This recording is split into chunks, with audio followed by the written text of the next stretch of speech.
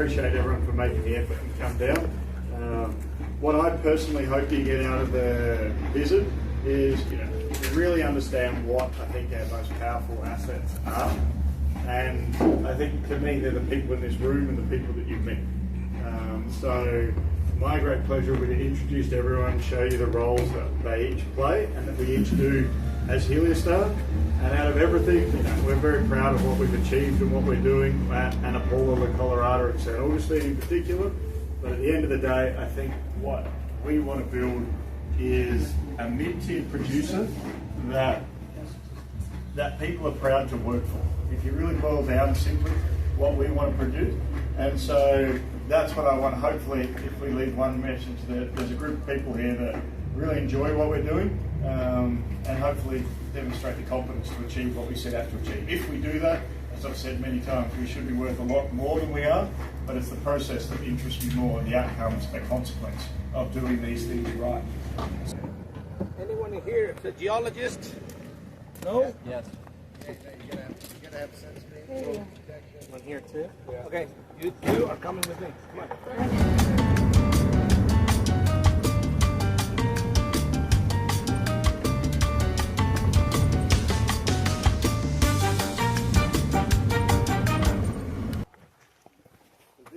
High-grade tunnel. You can see there's an intrusion to the left and there's a vertical structure, and this to the right, as we walk along, we'll be able to show you some like Volkswagen sized fragments in it. So this is quite narrow here. It probably only goes in a couple of meters into the wall, but if we've only got to go down 50 meters, and this thing's 50 meters wide. It's incredible how small the surface footprint is for something that's going to be a big ore body under our feet. So let's walk along and see if you can find start imagining clasts like on this scale, and you'll see them as you walk into this face walking up the hill. That is a big fragment in the breccia. Oh, there's a fair bit of energy in it when she went. And so everything sort of dark red was sulfides that have oxidized. And as you go back, you can see certain fragments with lots of sulfide in them, or have been significantly replaced by sulfide in the breccia.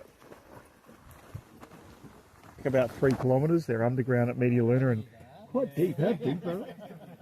It's like 1.5 k's or something. It's a deep. Does anyone know how to... I'd have to go back the sections. It's not shallow to get down. They're open pit mining there still too, or no? They were at the beginning of the year. They keep seeming to be. I think this gold price keeps allowing them to expand the mine life, but the strip ratio is getting pretty significant.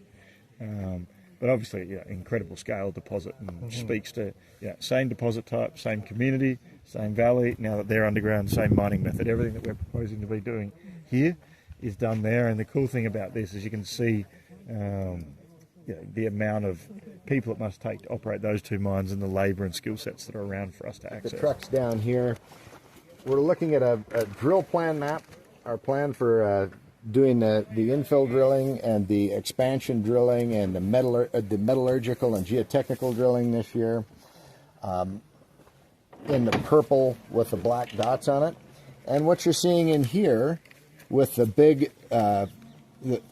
diameter or the larger stripes are the grades from our from Heliostar's drilling from 2023 onward. And so this hill over here is a large stock that we think predates mineralisation, and then you get a whole nother series of stills and dikes that come in afterwards that are intimately associated with the gold mineralisation.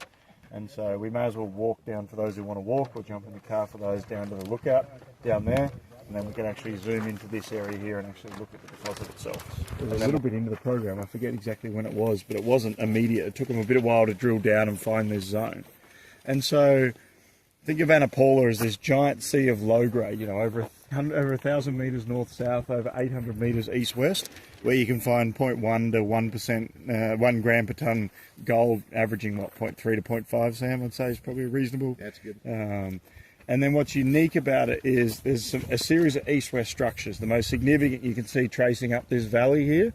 And if you sort of look at the biggest wall down there that's been cleared off, that's kind of in the middle. You've only got to go 300 metres east-west, 100 metres north-south, 60 metres wide, and you've got over 1 million ounces of high grade.